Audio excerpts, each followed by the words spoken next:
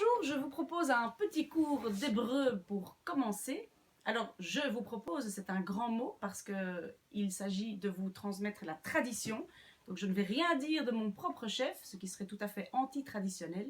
J'espère restituer la tradition juive classique, c'est-à-dire, je vais vous faire des extraits des Midrash, du Zohar, du Talmud. Et je tiens d'ailleurs aussi à rendre hommage à deux de mes professeurs d'hébreu, Emmanuel Dovorst et Charles Dovorst. Alors, commençons là. L'hébreu d'abord. D'où vient le mot hébreu? L'étymologie de ce mot vient de avar, qui veut dire traverser. On en trouve une trace dans certaines langues, comme over en anglais. Cela signifie donc que les Hébreux sont ceux qui sont passés au-delà du Jourdain, ceux qui sont séparés des autres. On retrouve la même étymologie dans le mot saint ou sacré, qui veut dire aussi séparé.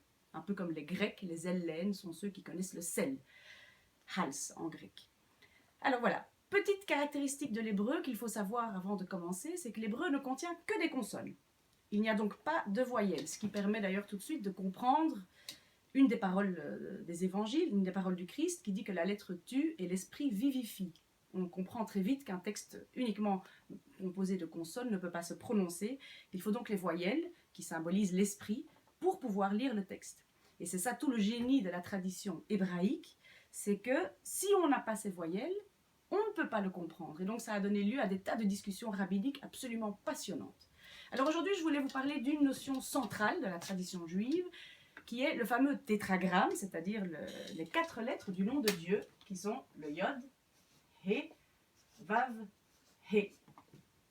Que certains prononceraient Yahvé, mais ce qui est tout à fait irrespectueux dans la tradition juive, qu'on prononcerait Adonai. Donc c'est le tétragramme. Tétragramme veut simplement dire qu'il y a 4 lettres. Dans la tradition juive, on explique que ce nom de Dieu, à cause de la transgression de nos premiers parents, a été coupé en deux. La première partie, qui se prononce Yah, est partie dans le ciel, est devenue désincarnée. C'est un esprit qui n'arrive pas à parler. On retrouve une trace de ce Yah, par exemple, dans le fameux Alléluia, qui veut dire louer le Yah. L'autre partie, qu'on lit Hu, s'est retrouvée avec l'homme en exil. Alors c'est assez intéressant puisque ces deux parties étant séparées, on peut comparer ça à la séparation du ciel et de la terre, et bien ces deux parties passent leur vie à vouloir se réunir. Elles sont en manque l'une de l'autre. Une est un esprit désincarné qui est omniscient mais qui ne peut s'exprimer, et le Hu est dans l'être humain que nous sommes, qui possède la parole, mais une parole qui est totalement dévoyée et qui ne possède plus rien et donc qui ne fait que dire des bêtises. Ce qui est intéressant de remarquer, c'est que cette lettre-ci se prononce Vav. C'est la 6e lettre de l'alphabet hébreu, et il signifie hameçon. Nous possédons donc un hameçon qui va nous permettre d'éventuellement attraper le poisson qui est le Yah pour faire la réunion des deux. Quand les deux parties se réunissent, elles s'unissent, comme toute chose qui s'unit d'ailleurs souvent par une fusion, qui est la lettre Shin, le mot Esh d'ailleurs, signifiant le feu. La réunion de Yod, He, Vav, He par un feu donne le nom Yehoshua, qui peut d'ailleurs s'interpréter comme Jésus.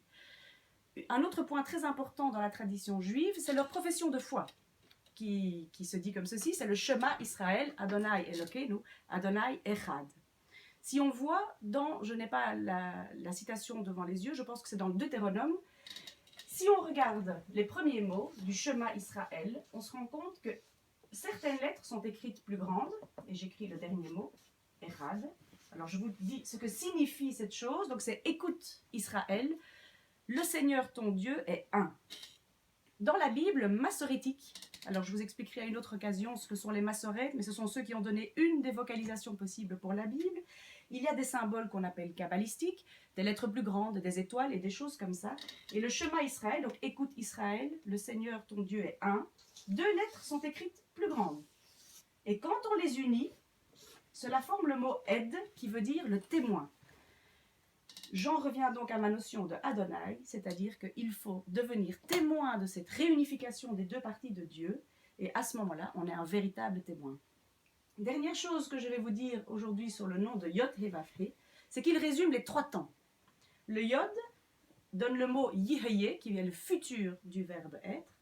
Le He, c'est Haya, c'est le passé, et le Vav, c'est le Hu, c'est le présent.